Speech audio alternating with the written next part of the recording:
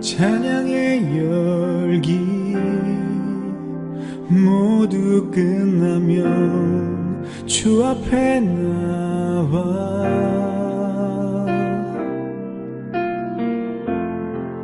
더욱 진실한 예배 드리네. 주님을 향한 노래 이상의 노래 내 맘 깊은 곳에 주께서 원하신 것 화려한 음악보다 끝없는 열정보다 중심을 원하시죠. 주님께 드릴 마음의 예배 주님을 위한 주님을 향한 노래 중심 잃은 예배 내려놓고 이제 나 돌아와 주님만 예배해요.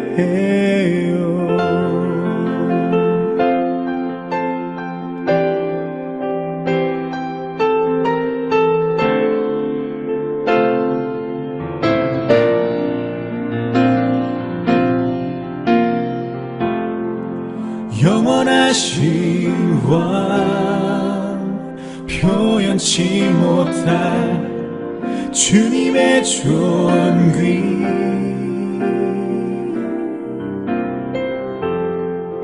가난할 때도 연약할 때도 주의 모든 것 노래 이상의 노래 내 맘 깊은 곳에 주께서 원하신 것 화려한 음악보다 끝없는 열정보다 중심을 원하시죠. 주님께 드릴 마음의 예배 주님을 위한 주님을 향한 노래 중심 잃은 예배 내려놓고 이제 나 돌아와 주님만 예배해요. 주님께 드릴 마음의 예배 주님을 위한 주님을 향한 노래 중심 잃은 예배 내려놓고 이제 나 돌아와 주님만 예배해요.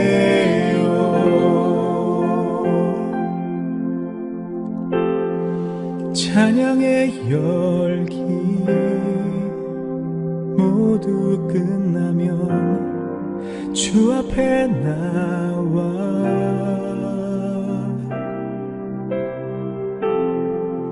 더욱 진실한 예배 드리네.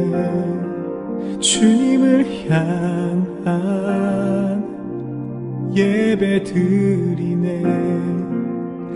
예배 드리네. 예배 드리네.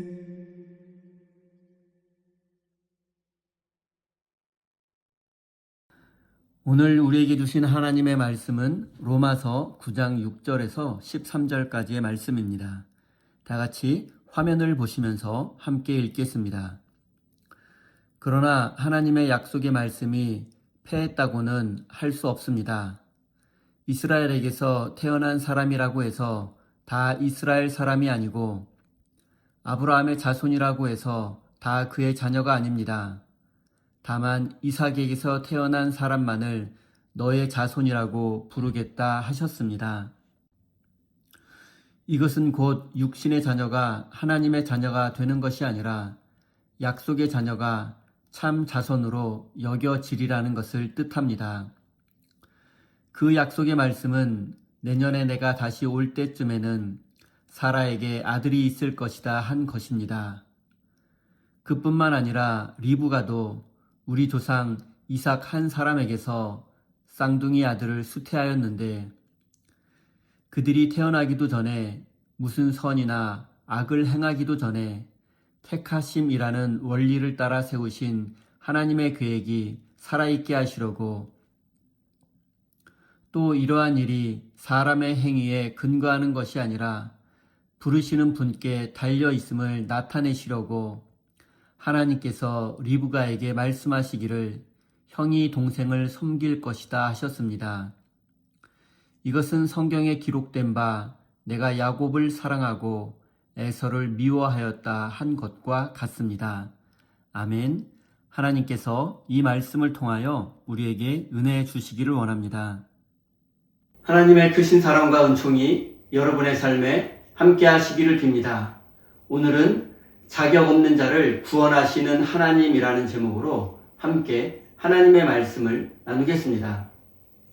사도 바울은 이 세상 그 무엇도 우리를 하나님의 사랑에서 끊을 수 없다고 강조했습니다. 하지만 자신이 그 사랑에서 끊어지더라도 자신의 동족 유대인이 구원받을 수만 있으면 좋겠다고 고백하기도 했습니다. 이 두 고백은 이방인의 사도 바울이 얼마나 자신의 민족 유대인을 사랑하고 있는지를 잘 보여주고 있습니다. 당시 바울의 고민은 왜 유대인들이 예수님을 하나님의 아들로 받아들이지 않는가였습니다. 바울이 복음을 전하던 당시 유대인들은 이미 예수님을 십자가에 못 박았을 뿐만 아니라 회개하지 않고 믿으려 하지 않았습니다. 구약 성서의 전통에 의하면 하나님은 유대인을 선택하셨고 많은 은혜를 주셨고 심지어 예수님이 유대인의 혈통에서 태어나기까지 하셨습니다.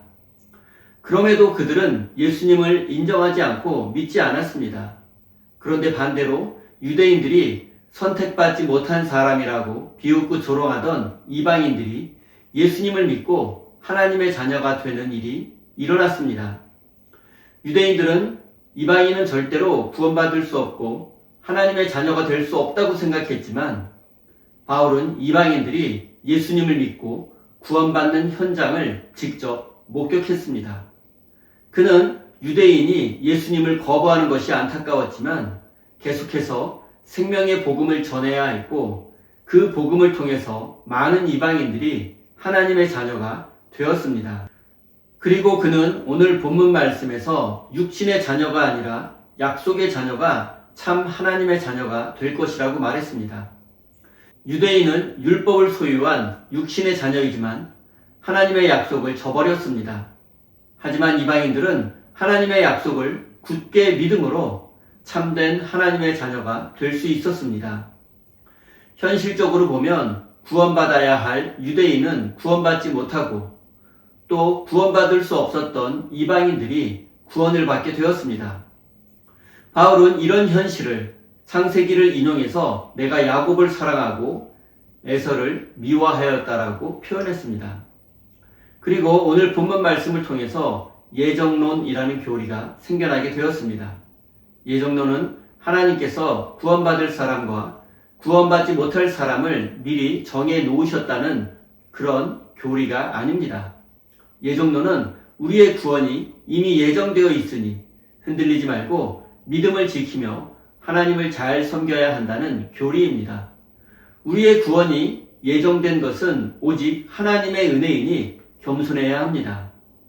바울은 유대인이 구원받지 못하는 현실 앞에서 안타까워하고 아파했습니다. 그리고 이방인들이 구원받는 모습을 보고는 기뻐하고 감사했습니다. 그런데 적지 않은 현대의 그리스도인들이 자신의 구원에 대해서 감사하지만 구원받지 못한 사람들을 향해서는 무시하는 경향이 있습니다. 성경은 구원이 하나님의 선물이라고 말씀합니다. 우리가 예수님을 믿고 하나님의 자녀가 된 것은 우리의 믿음과 인격이 훌륭해서가 아닙니다. 우리의 능력과 실력이 대단해서도 아닙니다. 우리는 오직 하나님의 은혜로 구원받았습니다. 그래서 구원을 하나님의 선물이라고 하는 것입니다. 하나님께서 먼저 구원받은 우리에게 원하시는 것은 아직 구원받지 못한 사람에게 복음을 전하고 사랑을 나누어 주는 것입니다. 그래서 그들도 속히 하나님의 자녀가 될 수 있도록 도와야 합니다. 하나님은 모든 사람이 구원받기를 원하십니다. 그리고 이 하나님의 뜻이 속히 이루어지기 위해서 우리를 먼저 선택하시고 구원해 주시고 은혜를 베푸신 것입니다.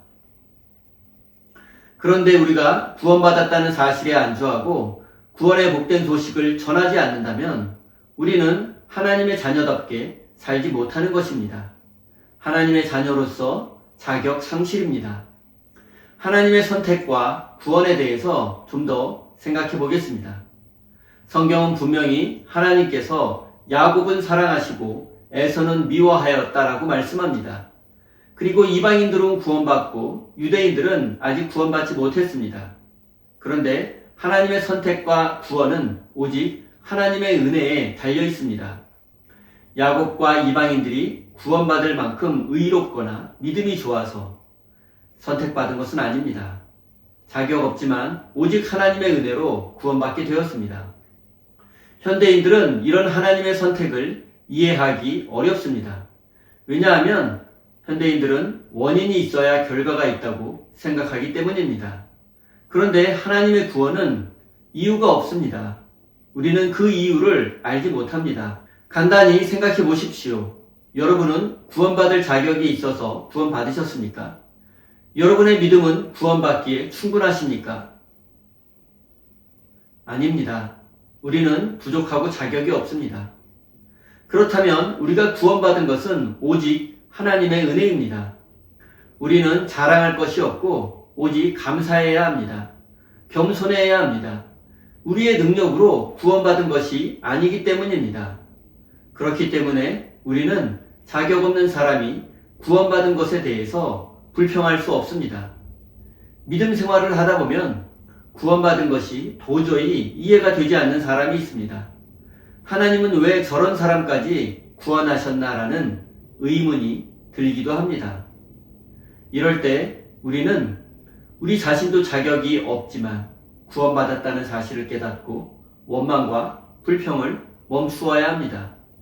하나님께서 하시는 일이 이해가 되지 않고 받아들이기 어려워도 하나님은 선하신 분이십니다. 선하신 하나님은 더 큰 계획과 섭리가 있으십니다. 그리고 그 하나님의 계획과 섭리는 하나님의 시간이 되면 밝히 드러나게 될 것이고 그때 우리도 이해할 수 있게 될 것입니다. 사랑하는 성도 여러분, 우리는 우리 자신이 왜 구원받았는지 그 이유를 구체적으로 알지 못합니다. 다만 우리가 자격이 없다는 사실을 알 뿐입니다. 그리고 세상에는 구원받아야 마땅할 사람이 아직 구원받지 못한 경우도 있습니다. 하지만 이때에 우리가 불평하지 않고 하나님의 시간을 기다린다면 하나님의 뜻은 반드시 이루어질 것입니다. 사랑하는 우리 세인교회 성도 여러분, 자격 없는 우리를 구원해 주신 하나님께 감사드리며 겸손하고 온유하게 믿음의 삶을 실천하십시오. 그리고 모든 사람이 구원받기를 원하시는 하나님의 뜻을 깨달아 구원의 복음을 전하는 하나님의 사람이 되시기를 예수님의 이름으로 축원드립니다. 우리 다 함께 주신 말씀 가슴에 새기며 기도의 자리로 나아가겠습니다.